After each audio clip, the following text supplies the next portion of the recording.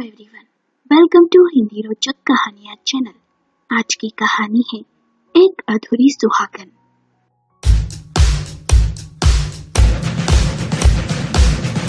दिनेश और आभा की शादी को 10 साल हो गए थे।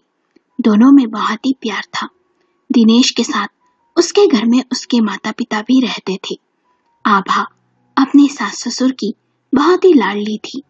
सास ससुर को माँ बाप समान प्यार और सम्मान देती थी। आभा की एक 6 साल की बेटी भी थी। एक खुशहाल परिवार। एक दिन ऑफिस से दिनेश घर आया तो उसने देखा घर में उसके माँ बाबूजी के साथ रचना बैठी हुई है। रचना को देख दिनेश के चेहरे का रंग उड़ सा गया। रचना आराम से बैठ उसके माँ बाबूजी से हंसते हुए बातें कर रही थी, जैसे उन्हें बहुत समय से जानती हो। दिनेश ने इधर उधर देखा, उसे आभा कहीं दिखाई नहीं दी। तभी दिनेश के पिता जगदीश ने हंसते हुए कहा, आ गया बेटा तू।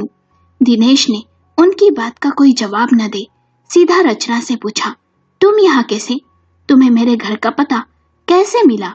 रचना ने कहा, पिछले बहुत दिनों से मैं आपको कॉल कर रही थी पर आपसे बात नहीं हो रही थी, इसलिए सोचा कि आपके घर चलकर ही आपसे मिलाती हूँ, हाल चाल पूछ लेती हूँ। आपका पता मैंने आपके ऑफिस से लिया था। कल मैं आपसे मिलने आपके ऑफिस भी आई थी पर आप बहुत व्यस्त थे, शायद इसलिए मिलने से इनकार कर दिया। रचना का इस तरह घर आना दिनेश को अच्छा नहीं लगा। दिनेश को उम्मीद ना थी कि ना मिलने और फोन ना उठाने पर रचना यूं उसके घर आ जाएगी। आगे कुछ दिनेश रचना से कहता, उससे पहले आभा गरम गरम पकौड़े और चाय ले आई। आभा ने दिनेश से कहा, आपने कभी रचना जी के बारे में बताया ही नहीं कि आपके पहले वाले ऑफिस में सहकर्मी थी और अच्छी दोस्त भी। खैर, आपसे मिलकर बहुत ही अच्छा लगा रचना जी। ये सुन रचना मुस्कुरा दी। दिनेश रचना को गुस्से से देखे जा रहा था। मन ही मन सोचने लगा, इसने घर में सबको यही कहकर अपना परिचय दिया होगा। कुछ देर बाद रचना जाने लगी तो आभा ने कहा, अरे डिनर का समय हो रहा है, प्लीज डिनर करके ही जाएं। आपको दिनेश घर तक छोड़ देंगे, है ना दिनेश? दिनेश ने सक पकाते हुए कहा, रचना ने डिनर किया और दिनेश उसे छोड़ने चला गया। काफी देर बाद दिनेश रचना को छोड़ लौटा पर बहुत ही परेशान सा था। किसी से बात न कर सीधा अपने कमरे में चला गया। इधर दिनेश की माँ सुमित्रा जी ने रचना के जाने के बाद आभा से कहा, मुझे ये रचना कुछ ठीक नहीं लगी, देखा नहीं कैसे दिनेश से बातें कर रही थी। आभा ने कहा, मम्मी जी मुझे तो ऐसा कुछ नहीं लगा। अरे दोनों अच्छे दोस्त हैं, इतने साल दोनों ने साथ काम किया है तो इसमें हर्ज ही क्या है। कुछ देर बाद आभा दिनेश को कमरे में दूध देने गई तो उसने देखा दिनेश अपने परिवार की तस्वीर को बड़े ही प्यार से निहारे जा रहा है। आभा ने दिनेश से पूछा, ऐसे क्या देख रहे हो? दिनेश ने आभा का हाथ थाम कहा, यदि कभी मुझसे कोई गलती हो जाए तो क्या तुम मुझे माफ कर पाओगी? आभा ने कहा, गलती और आपसे? आप एक अच्छे पति हैं, पिता हैं, बेटे हैं, आपसे गलती होने का कोई सवाल ही नहीं उठता। और आप ये बात मुझसे कितनी बार कह चुके हैं, आप भी ना। दिनेश ने कहा, आभा हमारी बेटी की कसम खाओ कि यदि मुझसे कोई ऐसी गलती हो जाए जो तुम सबको दुख पहुंचाए तो तुम मुझे माफ कर दोगी और मेरा साथ कभी नहीं छोड़ोगी। आभा ने मुस्कुराते हुए कहा, अच्छा बाबा, अपनी बेटी निशी की कसम। न जाने कितनी बार ये सवाल पूछ चुके हैं, अब कसम खा ली ना, अब मत कहना ये सब कभी। दूध पी लीजिए, ठंडा हो जाएगा और सो जाइए, कल दफ्तर भी जाना है। आभा रसोई में चली गई। आभा के जाने के बाद दिनेश सोचने लगा, कितना विश्वास है आभा को मुझ पर क्या मेरी इतनी बड़ी भूल को वो माफ कर पाएगी? जिस दिन उसे इस बात का पता चलेगा उस दिन क्या होगा? मेरा पूरा परिवार बिखर न जाए कहीं। कैसे इस भूल को सुधारूं? एक दिन दिनेश ऑफिस से घर आया, बेहद ही खुश था। अपने साथ बहुत सारी मिठाई भी लाया था। मिठाई देख सावित्री ने पूछा, आज मिठाई किस खुशी में? उसने सबसे पहले अपने माँ बाबूजी के पैर छुए और उनका मुंह मीठा करवाया, फिर आभा का भी।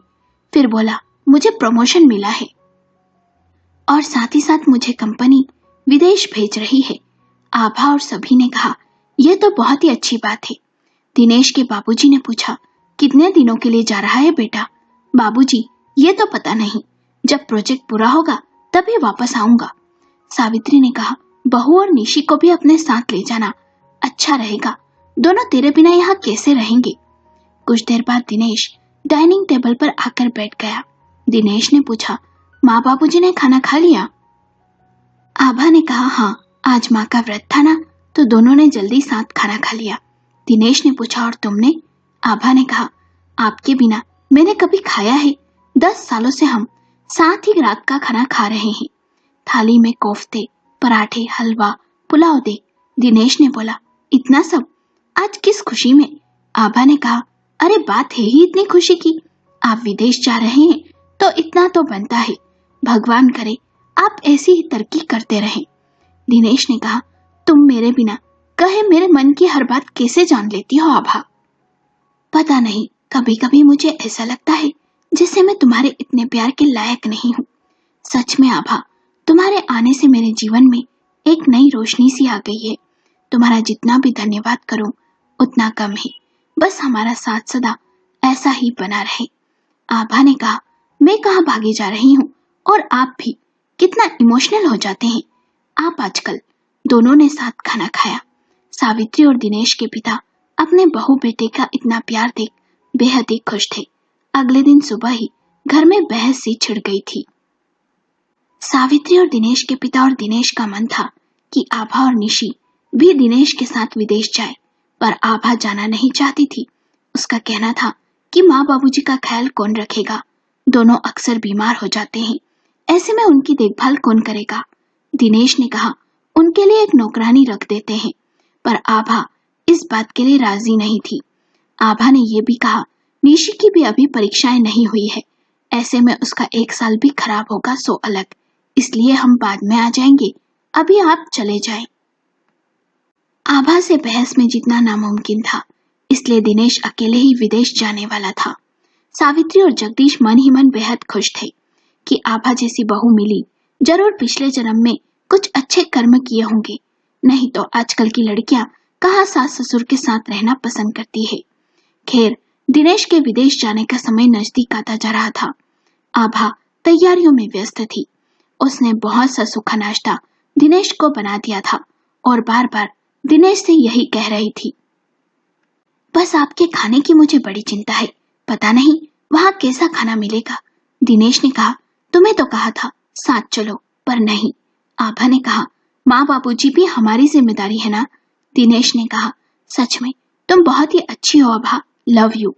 खैर, जाने का दिन आ गया। निशी अपने पिता के जाने से बहुत उदास थी। माँ बाबूजी भी उदास से हो गए थे। आभा तरह तरह से घर में सबका मन बहलाती। उसके लिए भी ये पहली बार था। इन 10 सालों में पहली बार उसका पति काफी समय के लिए उससे दूर गया था, पर अपना दुख किसे कहती।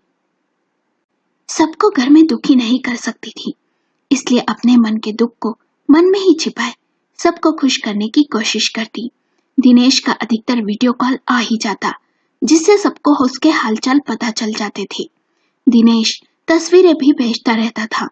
दिनेश को विदेश गए साल भर हो गया था। एक दिन आभा के मोबाइल पर किसी का कॉल आया। आभा घर में किसी को बिना कुछ कहे कहीं चली गई। सबको घर में चिंता सी होने लगी। आभा वहां से 4 घंटे बाद लौटी। सावित्री ने पूछा, बहू कहाँ चली गई थी? हम सबको चिंता हो रही थी।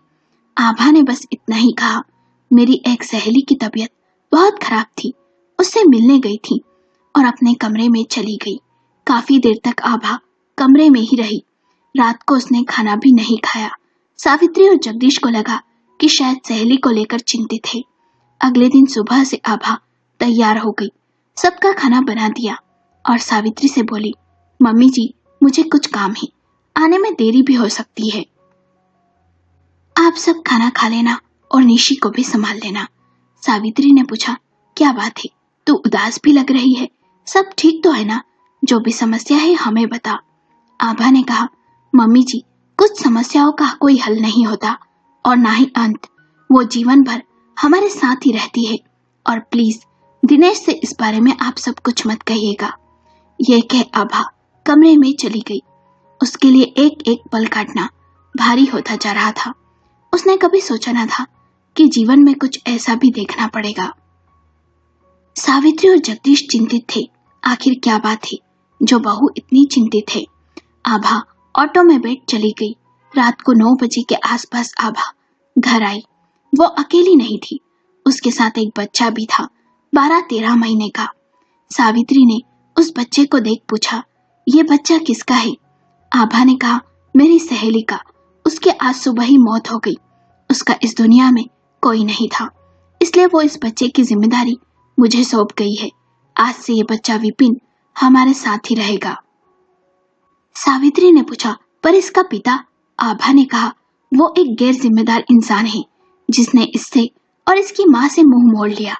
सावित्री ने कहा, पर इस बारे में तुझे एक बार दिनेश से तो बात कर लेनी चाहिए थी, कहीं उसे कोई आपत्ति तो नहीं। आभा ने कहा, मम्मी जी, क्या यह घर मेरा नहीं है? क्या इस घर में मुझे फैसले लेने का हक नहीं है? और अभी इस बारे में दिनेश को कोई कुछ नहीं कहेगा। जब वापस आ जाएंगे तब मैं खुद उनसे बात करूंगी। यदि आपको और बाबूजी को कोई आपत्ति है इस बच्चे के यहाँ रहने से तो बता दीजिए। सावित्री ने कहा, बहू, हमें क्यों आपत्ति होगी? आज तक कभी हमने तुझे किसी बात के लिए नहीं टोका और तूने आज तक जो भी किया सब सही किया, तो हमें क्या परेशानी होगी? बच्चे विपिन के आने से घर का माहौल बदल सा गया था। कई बार सावित्री बातों बातों में कहती, इस बच्चे को देख दिनेश का बचपन याद आ जाता है। ये बात आभा के दिल में कांटे की तरह चुभती। सब घर में खुश थे, पर आभा उदास और खामोश सी रहने लगी थी। दिनेश से ज्यादा बात भी नहीं करती थी। आभा के कहने पर किसी ने भी विपिन के बारे में उसे नहीं बताया था। आभा पूरे मन से विपिन की देखभाल करती। 3 साल बीत गए। विपिन 4.5 साल का होने आ गया था। निशी भी अब समझदार हो गई थी। दिनेश 3 साल बाद घर लौट रहा था। सावित्री और दिनेश के पिता जगदीश की खुशी का ठिकाना नहीं था। निशी भी अपने पिता से मिलने के लिए उत्सुक थी, पर ना तो आभा के चेहरे पर कोई खुशी थी और ना ही उत्साह था। जैसे ही डोरबेल बजी तो निशी दौड़ती हुई जाने लगी, पर आभा ने उसे कहा, विपिन को लेकर कमरे में जाओ, जब मैं कहूं तभी बाहर आना। यह सुन सावित्री और जगदीश को हैरानी हुई। आभा ने दरवाजा खोला। दिनेश ने उसे देखते ही बाहों में भरना चाहा, पर आभा ने उसे छिटक दिया। उसके चेहरे पर गुस्सा साफ झलक रहा था। दिनेश ने अंदर आकर अपने माता पिता के पैर छुए और बोला, निशी कहाँ है? किसी ने उसे बताया नहीं कि आज मैं आने वाला हूँ? आभा ने कहा, निशी अपने कमरे में है। दिनेश कमरे की तरफ जाने लगा तो आभा ने चिल्लाते हुए कहा, रुक जाओ, मुझे तुमसे कुछ बात करना है। दिनेश ने मुस्कुराते हुए कहा, पहले मुझे निशी से मिलने दो, फिर बातें करते हैं। आभा ने कड़क स्वर में कहा, आज से 3 साल पहले तुम अपनी गलतियों से मुंह मोड़ भाग गए थे, पर अब नहीं। सावित्री ने चीखते हुए कहा, बहू क्या कह रही है तू? 3 साल बाद तेरा पति लौटा है, ये किस तरह की बातें कर रही है? आभा ने कहा, पूछिए इनसे, क्यों ऑफिस में सिफारिश कर ये किसी और की जगह विदेश गए, जबकि इनका नाम लिस्ट में था ही नहीं। 3 साल में एक बार भी इंडिया क्यों नहीं आए? आपका बेटा काबिलियत से नहीं बल्कि अपनी एक भूल से पीछा छुड़ाने के लिए विदेश गया था, और उस भूल का नाम है रचना। आपको याद है, मुझे एक कॉल आया था, फिर मैं घर में किसी से कुछ ना कह चली गई थी। वो कॉल रचना ने अस्पताल से करवाया था। रचना को कैंसर हो गया था। वो जीवन और मृत्यु के बीच झूल रही थी। उसका दूध मुहा बच्चा था जिसकी उसे चिंता सताने लगी थी, इसलिए वो मजबूर थी। उसने मुझे कॉल करवाया। विपिन किसी और का नहीं, दिनेश और रचना का बेटा है। मरने से पहले उसने दिनेश और उसके रिश्ते के बारे में मुझे सब बताया और मुझसे माफी भी मांगी। दिनेश और रचना अच्छे दोस्त थे, पर कब प्यार हो गया पता न चला और कदम बहक से गए। जब वो प्रेग्नेंट हो गई तो पल्ला झाड़ लिया इन्होंने। जब वो अपने बच्चे का हक मांगने लगी तो दिनेश विदेश भाग गया। उसने दिनेश को कई बार कॉल किए और मैसेज भी। यहाँ तक उसे अपने बेटे के जन्म और अपनी बीमारी के बारे में भी बताया, पर दिनेश का दिल तक नहीं पिघला। रचना ने अपनी अंतिम इच्छा मुझे बताई कि विपिन को पिता का नाम और साथ मिल जाए बस, और तुम उसे माँ की तरह प्रेम देना। इन सब में उस मासूम की क्या गलती है? मुझे पहले बहुत गुस्सा आया, पर मैंने सोचा इन सब में रचना और उसके बच्चे की क्या गलती है? सबसे बड़ा दोष तो दिनेश का है, जिन्होंने कायरों की भांति यहाँ से भाग जाना उचित समझा। 3 सालों से मैं इस पीड़ा से गुजरी हूँ, मन ही मन घुट रही हूँ ताकि आपकी नजरों में दिनेश गिर न जाए, निशी के मन में पिता के लिए कोई गलत भाव न आए। सावित्री और जगदीश आभा का दर्द महसूस कर रहे थे। दिनेश एक अपराधी की भांति मौन और लाचार सा खड़ा था। दिनेश ने कुछ देर बाद कहा, आप सब मुझे माफ कर दे, वो एक भूल थी। बस मैं आप सबको बताना चाहता था, पर डरता था आप सबको खो न दूं। मैं तुम्हारा दोषी हूँ आभा, मुझे माफ कर दो। आभा ने कहा, तुम मेरे ही नहीं, रचना, विपिन के भी दोषी हो, जो कायरों की भांति उन्हें मझधार में छोड़ भाग गए। तुमने रचना पर गर्भ गिराने का दबाव बनाया। जब वो नहीं मानी तो उससे बात करना मिलना सब बंद कर दिया। शर्म आती है मुझे तुम्हें अपना पति कहने में। दिनेश ने कहा, प्लीज हमें छोड़कर मत जाना, मैं बहुत शर्मिंदा हूँ और तुमने निशी की कसम खाई थी कि तुम मेरी हर गलती माफ करोगी, हर पल मेरे साथ रहोगी। आभा ने कहा, मुझे अब उस कसम का मतलब समझ आया। मैं ये घर छोड़ कहीं नहीं जाऊंगी, क्योंकि माँ, बाबूजी, विपिन, निशी सबको मेरी जरूरत है। पर हाँ, आज से मैं तुम्हारी पत्नी नहीं, सिर्फ बच्चों की माँ हूँ और इस घर की बहू हूँ, एक अधूरी सुहागन हूँ। आभा अपने आंसू पोंछते हुए निशी और विपिन को कमरे में बुलाने चली गई। सोचने लगी, माँ ने कहा था एक पत्नी का जीवन बहुत ही कठिनाइयों से भरा होता है बेटी, पर माँ ये बताना भूल ही गई कि इस सफर में धोखे भी मिलते हैं और जहर के घुट भी पीने पड़ते हैं। दिनेश को अपनी गलती का पछतावा था, उसकी आंखें नम थी। उसने बहुत बड़ी भूल की अपनी गलती को छुपाकर और यहाँ से भागकर। वो जानता था कभी न कभी आभा उसे माफ कर देगी, पर कब पता नहीं, क्योंकि उसका दिल बहुत बड़ा है। आपको कहानी कैसी लगी हमें अपने विचार कमेंट कर बताएं। यदि कहानी पसंद आई हो तो वीडियो को लाइक करें, शेयर करें और चैनल को सब्सक्राइब करें।